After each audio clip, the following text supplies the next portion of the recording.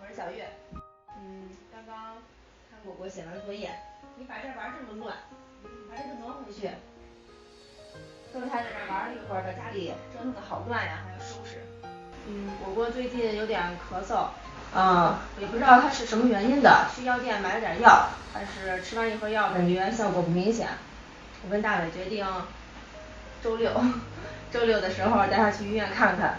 因为咳嗽挺长时间的了，大概从回老家的时候就一直咳嗽，但不是很严重，白天不太咳，下午晚上偶尔咳嗽几声。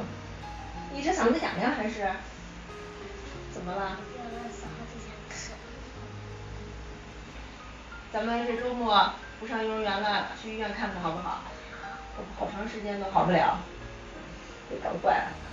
本来我们一家人都以为他是吃多了，晚上吃的没消化，有点积食，所以咳嗽。但是最近1、2个星期给他晚上吃的很清淡，也很少，还是咳，所以还是去医院去查查，感觉比较妥当，看看到底有什么问题。去门口药店买的这个消炎药、止咳药，感觉吃完了效果不明显，他没有彻底好。今天我再给他做点梨汤喝。今天准备换一种这个梨汤的做法，把这个梨的核挖掉，然后里面放水，在蒸锅上把它蒸熟。前2天刚煮了一锅梨汤，今天换个新鲜吃法。好，出来，还要再挖一下。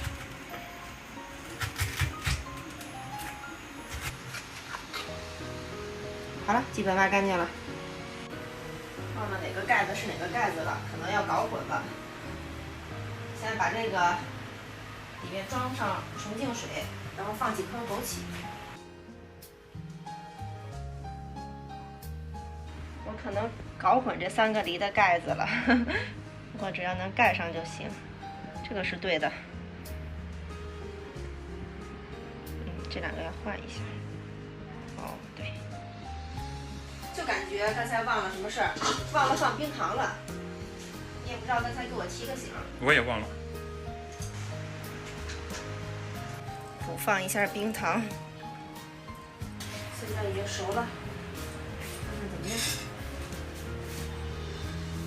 果果，来喝梨汤了。你看今天这样做。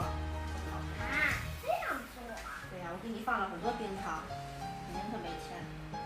你现在怎么这样做呢？我觉得这样做应该很好喝。像一个蛋糕。你尝尝烫不烫？你尝尝烫不烫？还有点烫，晾一下。很甜。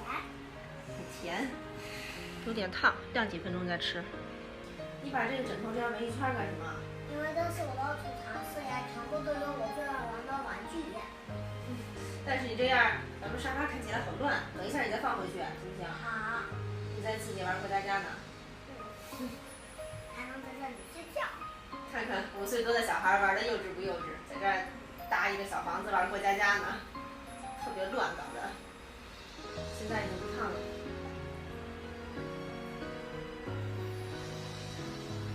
怎么样？是不是比那种煮的梨汤要好喝？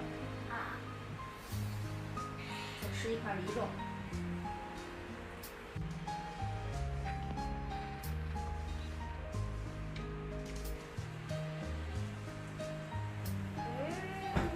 妈妈好好吃啊！咱们能不能每天都做这个梨汤？想每天都喝这个，你不咳嗽的话就不用每天喝这个。